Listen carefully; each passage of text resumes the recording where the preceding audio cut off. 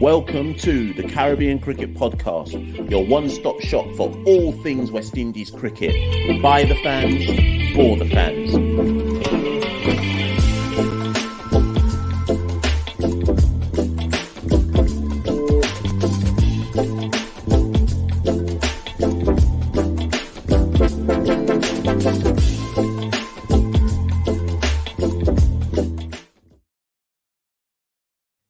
Yes, ladies and gentlemen, welcome back to another edition of the Caribbean Cricket Podcast.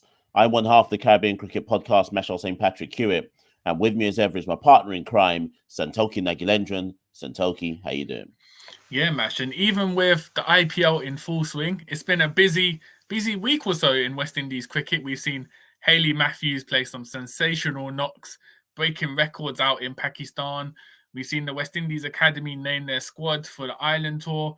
Just as we're recording, Billy Evans lost his campaign for re-election in the Jamaica Cricket Association election. So there's been a lot going on in West Indies cricket. But firstly, Hitmash, we're using this episode to focus on an unexpected A-team tour that was announced. But before we get into that, firstly, just a few things to kick in. First, obviously, always like, comment, share, subscribe to these videos. That's always important to keep the movement going.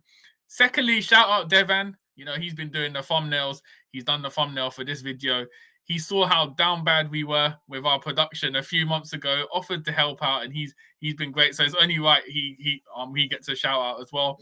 But Mash, first thing, the biggest story in West Indies cricket. Eagle-eye observers of our social media pages would have noted you took an iconic picture with the legends themselves, Viv Richards, Curtly Ambrose. How did that come about, Mash? What were you doing? What were you doing hosting? What led to that situation? Yeah, so just give people like a kind of synopsis of what took place. So Talk Sport, for those of you who are listening within the Caribbean or the United States, Talk Sport is, I'd say, one of the biggest radio stations in the UK, certainly from a sports perspective, obviously.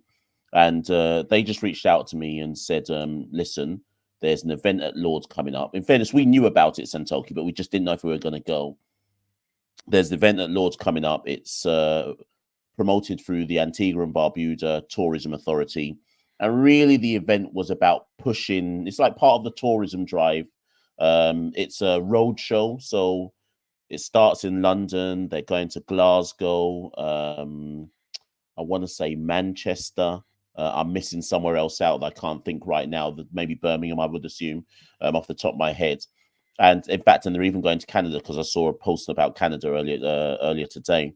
And primarily the event is about using the four nights. So Ambrose, Viv, Andy Roberts, and Richie Richardson. So the 4 nights of Antigua to, of course, talk cricket and talk West Indies, but also kind of just boost, the kind of significance of Antigua and Barbuda as both a tourist destination, but also the history behind the island as well. So anyways, long story short, I went there.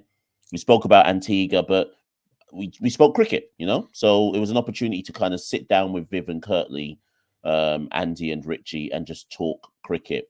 And all I will say is this little anecdote, Santokie. So it was Andy Roberts and Richie Richardson who I had interview first. And they walked in, and you already know that Andy Roberts is infamous for, like, when he's doing one of his articles in a newspaper or giving an interview or whatever, he's always like really blunt and to the point. So Andy Roberts walks in and he sees me. Obviously, he doesn't know who I am, and I'm with like the TalkSport production team. And I hand Andy the mic, and he looks at me, and the first thing he says to me after hello was, "Are you the one asking me shitty questions today?" And Santokie, I looked at him and I was shook, cuz. I looked at him, I was like, rah. And he's on me immediately, like what do I do now? But it was all good. It was all good, and we just kind of got to chop it up about the T20 World Cup. We spoke CPL as well, actually.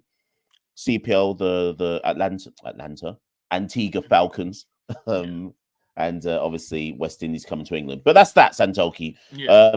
So anyone who wants to watch that, it's coming out soon. Just follow, subscribe to our handles, and you'll see some footage soon. Okay, yeah. So keep an eye out for that. That should be an interesting interview. I'd be sweating if Andy Roberts came up to me and said that, So you did well under the pressure, Mash. But as we said, this video here is to focus on West Indies A-team tour. They're touring Nepal, first time ever a visit to the country. 5 T20 internationals.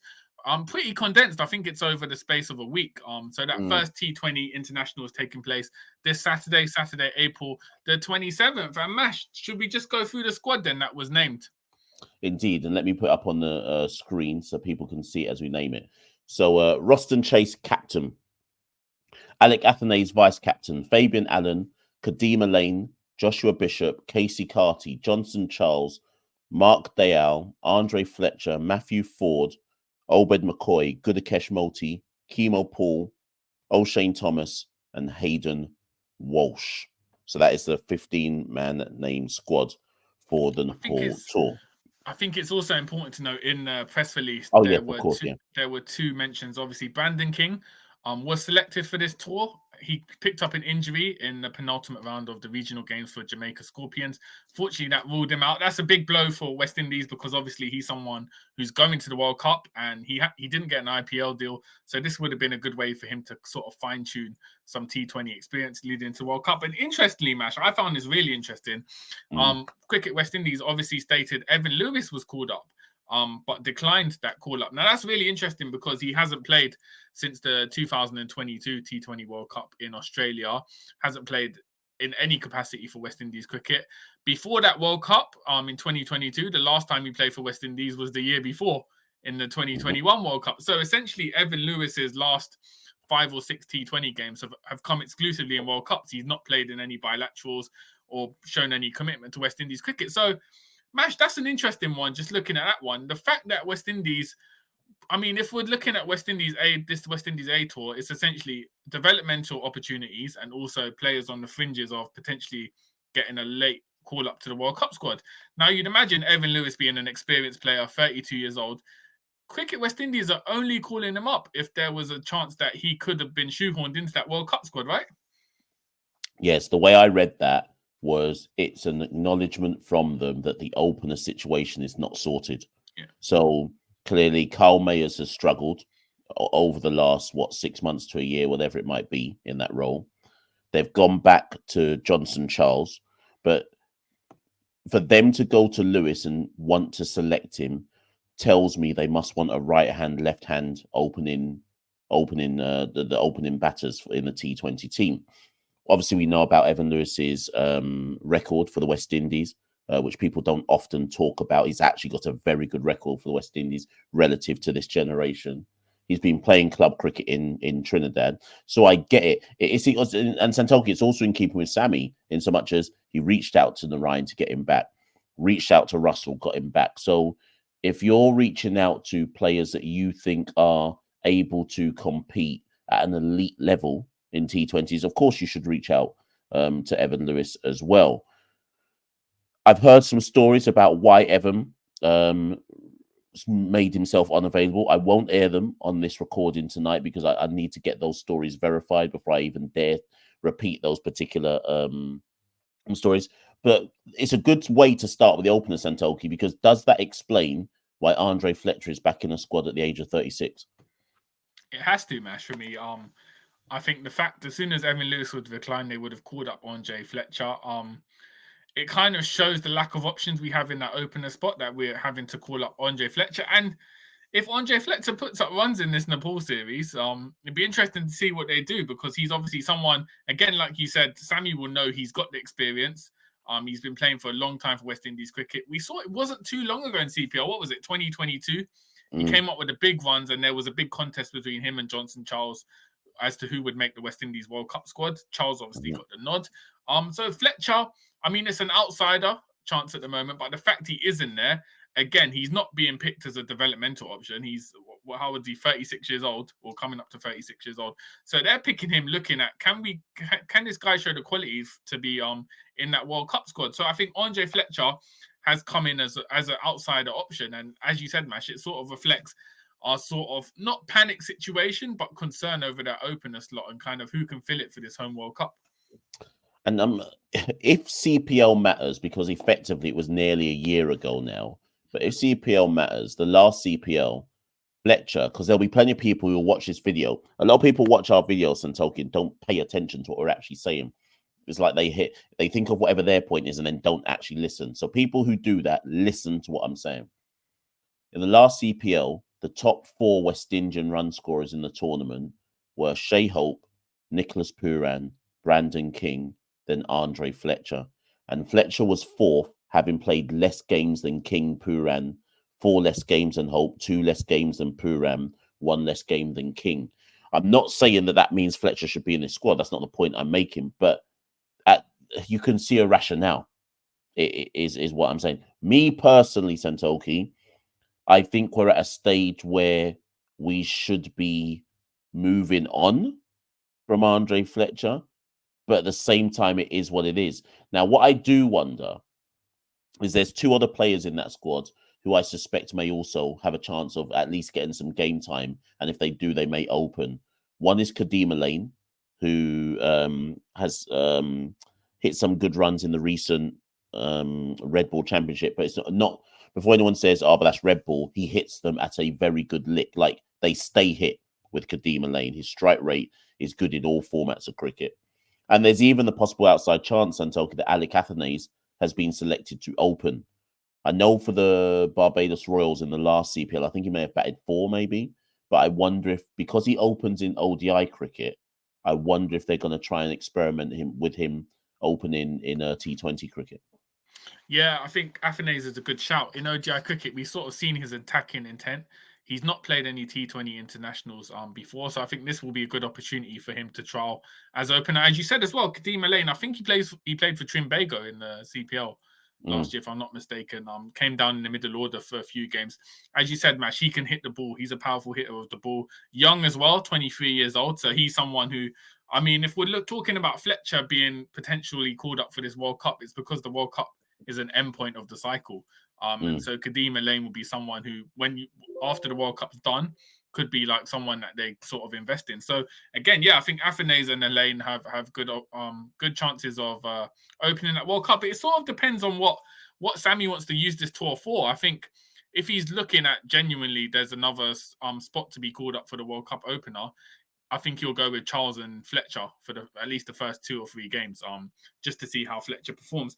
If it's a case of, you know what, I want to see what our reserves are like, what the future looks like beyond the World Cup, then as you said, Athanaze and Elaine would be shouts for open. Mash, what did you make of the appointment as seemingly out of nowhere, Roston Chase as the captain? He's obviously, I feel like Roston Chase is kind of like an underrated T20 player because essentially, for those of you who watch football, for me, he's like the Thomas Muller of cricket. It's like he doesn't excel in any particular strength. Like he's not the most powerful hitter. He's not the most clinical bowler, but he's good in all aspects. So he's a handy T20 player to call upon and certainly underrated. But I wouldn't have seen him as an initial choice to be a captain, Mash. But I guess you could look at it from the perspective as he has got that experience of international cricket. Yeah, I just think this is a kind of nod to the fact, because if you look at this squad, apart from Charles, and O'Shane Thomas, and Multi, sorry, nobody else in that squad could say that they are, and even O'Shane Thomas can't make that claim. No, so basically, Johnson Charles, Gudakesh Multi, and Roston Chase are the only 3 in this squad who could make a legit claim or legitimate claim to say we're going to the World Cup. So I think once you establish that they're the only 3 certainties in this squad to go to the World Cup, then you have to look at, well, who's the most experienced campaigner amongst those 3? Of course, it's Johnson Charles, but I just suspect that they look at Roston Chase as more of captaincy material than someone like a Johnson Charles. So it's just a nod. It's a nod to that. And then in terms of, I expect Chase to play, well, as he is captain, I expect him to play all 5 games. And I expect them to, it's going to be very interesting to see where and how they use Chase. Because Chase, in terms of the actual 15-man squad that the West Indies take to the World Cup, Chase is the only other player in our squad that can play the Shea Hope kind of role, where if we need to stabilize, you're probably sending someone like Chase up the order. If we're making quick runs and there's momentum, he's probably not getting a bat. Do you see where I'm coming from? So it'll be interesting to see where they slot him into this batting order. If they put him in like a number 3 type position after early, or 4 after early falls of wickets, and so on and so forth. Yeah, and speaking of 3 and 4, we've obviously also got Casey Carty in the squad. It'd be interesting to see, obviously, if he plays. We know the potentially shown in red ball cricket, 50 over cricket, so it'd be good to see him get some T20 game time. Now, Mash, the interesting selection as well, Fabian Allen. Now, Fabian Allen is someone, he hasn't played for West Indies in over 2 years. It's been a real shame for West Indies cricket because, as we've always said, he's that 3-dimensional player. He offers the spin, he can bat, he's a power hitter, his fielding is dynamic. It's just obviously there's been injuries, other issues, which meant he hasn't been called up for the West Indies side. Shockingly, he's never played in a T20 World Cup in his whole career. So he missed out in 2021, didn't play in 2022. Is it too late at this juncture for Fabian Allen to make a late claim to get into that World Cup squad? The problem Fabian Allen has got is that maybe 2.5, 3 years ago, if you had said in the Caribbean, who's the best finisher West Indies have got, outside of someone like an Andre Russell, because obviously he's in and out of West Indies team, you'd probably say at that juncture, Fabian Allen. He's the person you want coming in with 40 needed of 14 balls. Okay. Fast forward to like 2024, you're probably looking at players like a Russell, like a Romario Shepherd, etc., right? Who have that capacity to do something like that. The problem then, since Fabian's high point or last high point, is that people have passed him as a finisher, and then people have passed him as a left arm orthodox bowler, in so much as you have Gudakesh Moti and you've got Akil Hussain. So it's very hard to understand where and how Fabian Allen now gets into a West Indies best squad, simply because his skill set is replicated by other players who are certain, like Shepherd, well, maybe not Shepherd, Dre Russ, Moti, Hussain, and possibly Shepherd are certainties to start.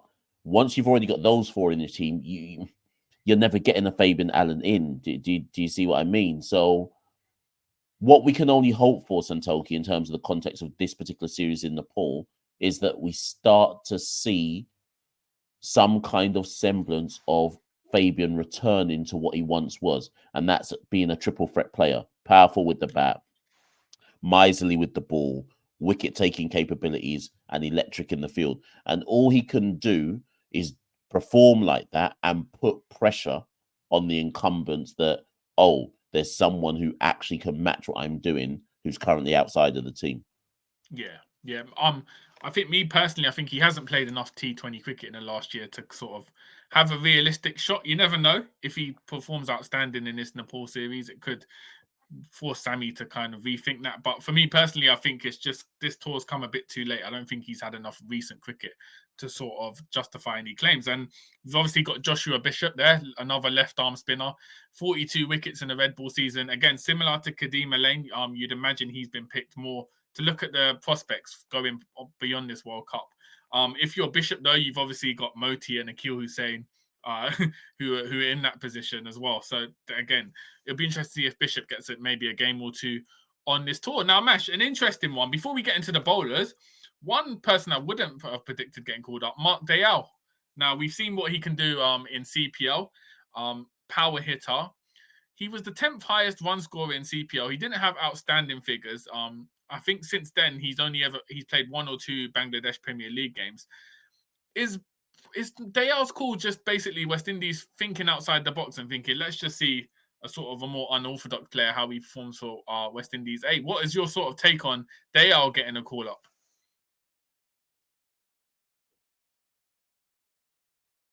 Oh, I think you're on mute, Mesh. My apologies. I only have 2 real comments to kind of say about Mark Dayal. And this, no, but I think this is correct. I think it's correct. Who is the head coach of St. Lucia Kings? Sammy. Who do you know who the assistant is for St. Lucia Kings? Let me think. Not off the top of my head. Right, it's Floyd Reefer. Right. Okay. Now, those two are the head coach and the assistant coach of the West Indies T20 side. Santokie, I can only assume, okay, Mark Dale had an okay, some say good, CPL with the bat. I can only assume because he played for Sammy's team that's why he's in the. No, but Santokie, Maybe, I don't see why else. Like, I don't.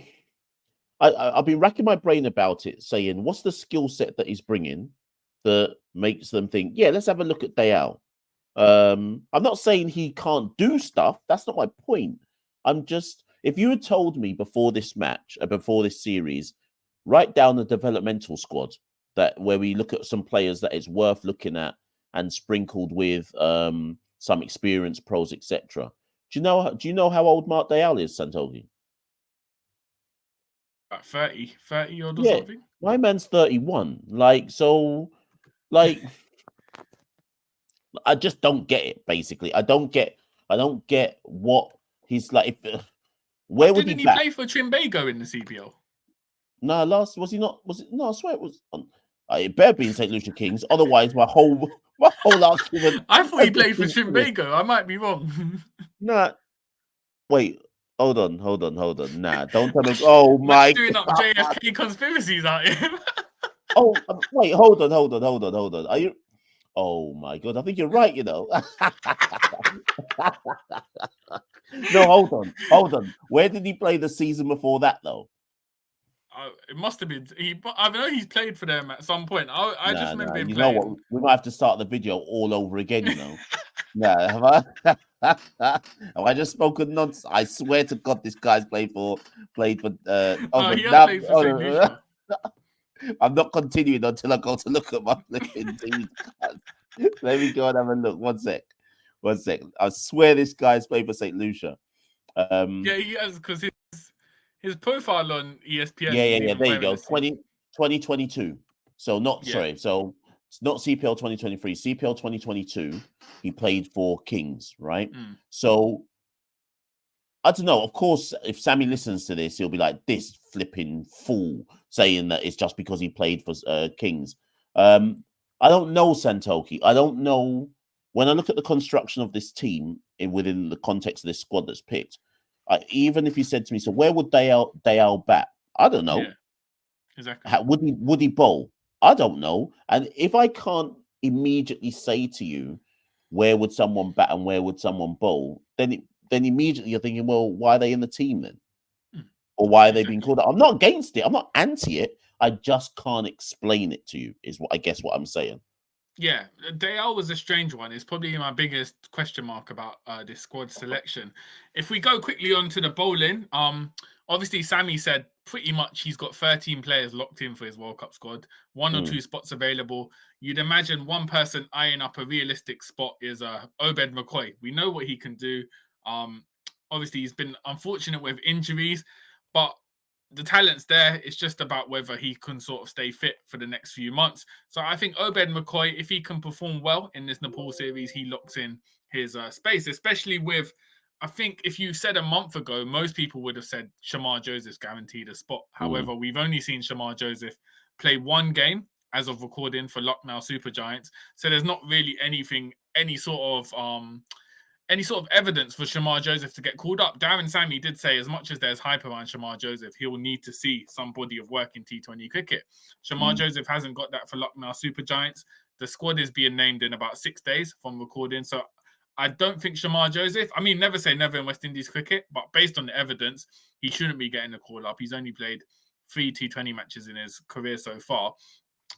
It'd be interesting to see, actually, if Sammy made a call to Lucknow Super Giants and said, listen, man, can Shamar Joseph come up to Nepal? I beg you give him one game. Like one week just to play in Nepal, just so I can see what he can do. So just that. So Obed McCoy is going to be eyeing up his chances, and I think as we've seen what he can do at the death and in the power play, he's that wicket taking option that West Indies badly need. Just touching on Shamar Joseph though, also bear in mind that West Indies or any side in the World Cup can amend their squad up until May the 25th. So never say never. Even if Shamar Joseph's not named next week, he could always come in as a late sort of call up based on that. So that would be an interesting thing to see. But Mash, Obed McCoy, do you think he has a good chance of making that World Cup squad? Yeah, I think he's going to the World Cup. I think all they're waiting for with Obed is for him to show some level of consistency and competency. I can't remember which one of the down bad leagues he was in the New Year. I think probably South Africa. I'd imagine the South Africa 21. So what? There's 3 games. We got a game on Saturday. In fact, no, 2. We got a game on Saturday and Sunday against Nepal. The third one is on Wednesday, the 1st. If they see any kind of level of competence from Obed in those first 2 games, it will just confirm that he's going to World Cup. And simply because Santokie, as you said, he can bowl at the death well, which very few of our bowlers can do. Like you don't look at our bowling attack of Shepherd, Holder, Alzari, Joseph, Russell. Those are the 4 most likely players to bowl at the death at current. You don't look at any of the 4 of them and say with certainty, yeah, they'll keep it tight. They could do, but you can't say it with certainty. Historically speaking, Obed's been the best player we've got to bowl at the death, historically, right? Sorry. So I think they're just looking for confirmation from him. The bigger question mark to me, Santokie, let's talk Guyana for a minute, is Chemo Paul.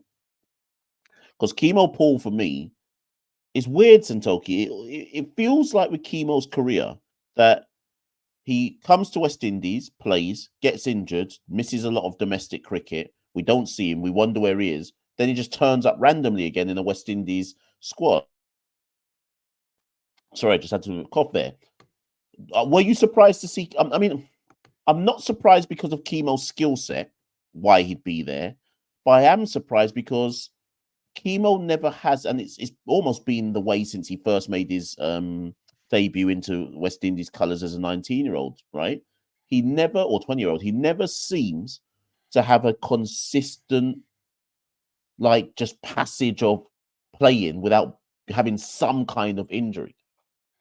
Yeah, it's like you said, it's been a stop-start career for Chemo Paul, and it's weird because he sort of jumps in between different formats. One minute he's like a red ball specialist, and then remember last year out of nowhere he got called up for the World Cup qualifiers, and then now he's in this 18 T20 tour to Nepal. So I mean, we know the talents he has as an all-rounder, Chemo Paul. It's just it's been unfortunate. He's been hindered by consistent injury. So I'm not completely surprised to see him in the squad because we have seen him called up when he has been fit across formats. But he was a name that was off the radar. If you'd asked me to name players who'd be considered for this tour, Paul wouldn't have come to the forefront of my mind just because we haven't seen him. I think he might have played in the UAE T20 League in January. But again, Chemo Paul, he's not going to make the World Cup squad, but you know, it'd be good to see him sort of perform well and build. He's still young. I think he's like 26. So post World Cup, someone that we can consider. And Mash, just going on to, obviously Moti's a lock-in for the World Cup. So this is just game time for Moti, subcontinent conditions. He should be probably the leading wicket taker if you're hedging your bets on this squad. O'Shane Thomas. Now he's someone, you know, who's been in the T20 squad, but most fans and pundits are saying, you know, he hasn't done enough to justify a spot for the World Cup. Is this last chance saloon for O'Shane? Will he need to perform on this tour to get that World Cup squad call up? Yeah, 100%. It's almost like if they are adamant on having an X factor bowler who can bowl really quick, it's almost as if O'Shane is well, if we can't get Shamar, we're going to have to go with O'Shane.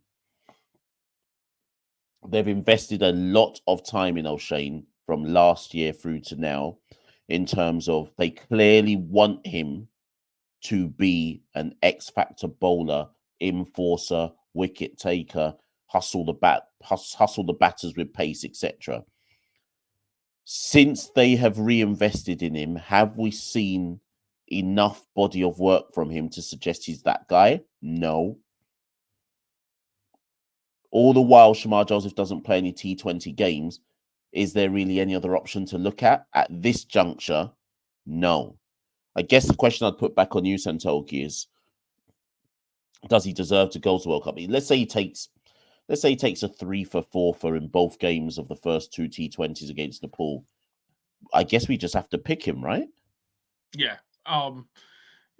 I don't think he'll make the 11 anytime soon. But as you said, with Shamar Joseph not playing enough cricket, O'Shane Thomas sort of becomes the default squad player, just because of the lack of options. So again, I can see him getting called up to the wider squad, but not playing just because I think that inconsistency is there. We haven't seen him sort of reach the potential.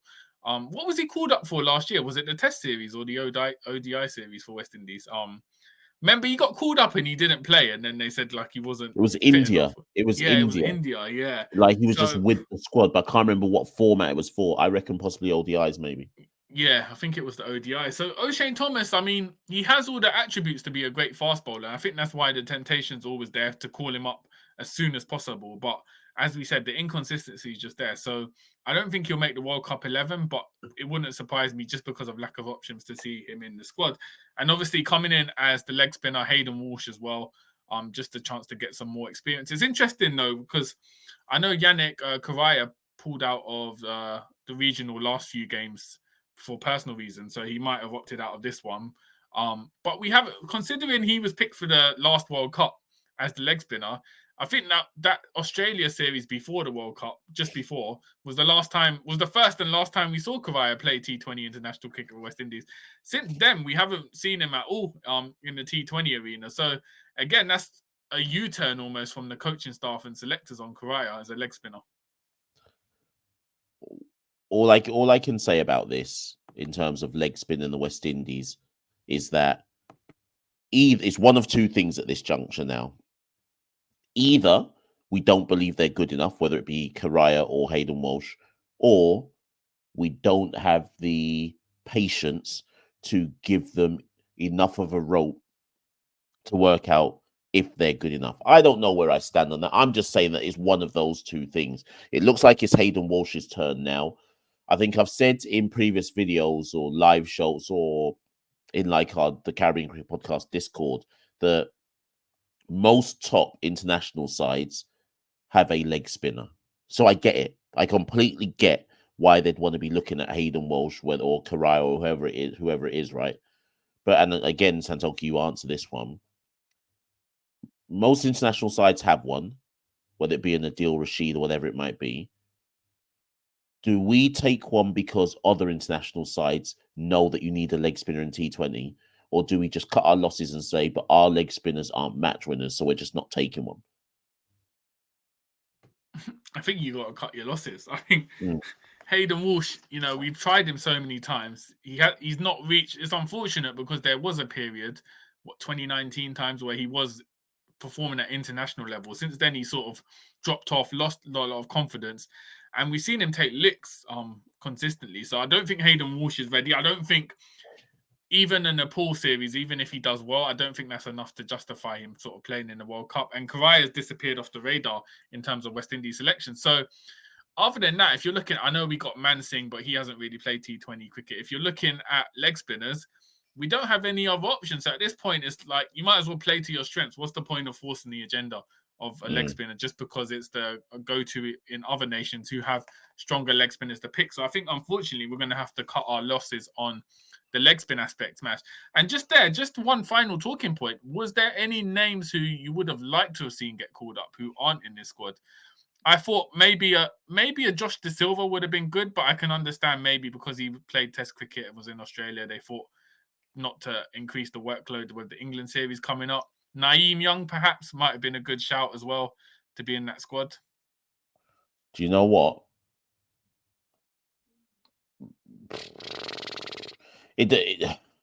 I'm gonna get bare people upset with what I'm about to say next. Guess who I would have taken, Santokie? And Jimbo. everyone's gonna. Sorry, Jimbo. I would have taken Jimbo. Why not? Everyone's gonna get mad upset with me now. Going, oh, Bash, you always say Jimbo, Jimbo. But the Nepal series is like. Do you know what I mean? Like, look at some of the names who are there, right?